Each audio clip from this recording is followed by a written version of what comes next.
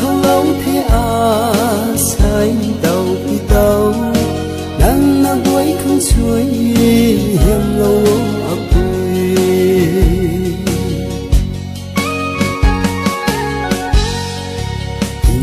cây thế dàn mây ấp dình cần đi thế quang đã thong đi hậu cũng là khe nàng cần giang hậu đi nàng cho mình ngắm mơ đi ấp ta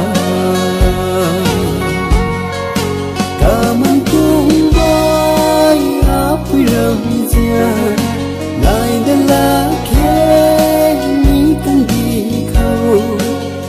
tàu mây na đi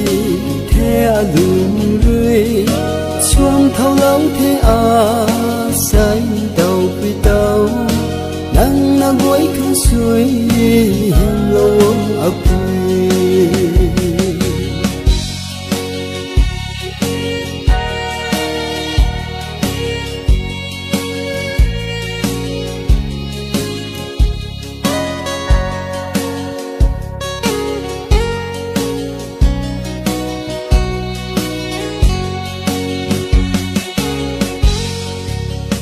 đi thâu gai mây ở du na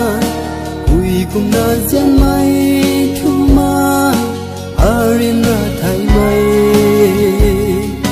lưu đó là khe áp vui ta tình câu căn đi tha rama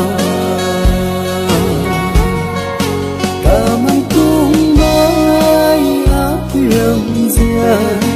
này đã là tàu mây na đi theo đường rơi xuông thâu lâu thế say tàu quy tàu nắng na quấy không xuôi hiểm lâu ấp nắng na quấy không xuôi hiểm lâu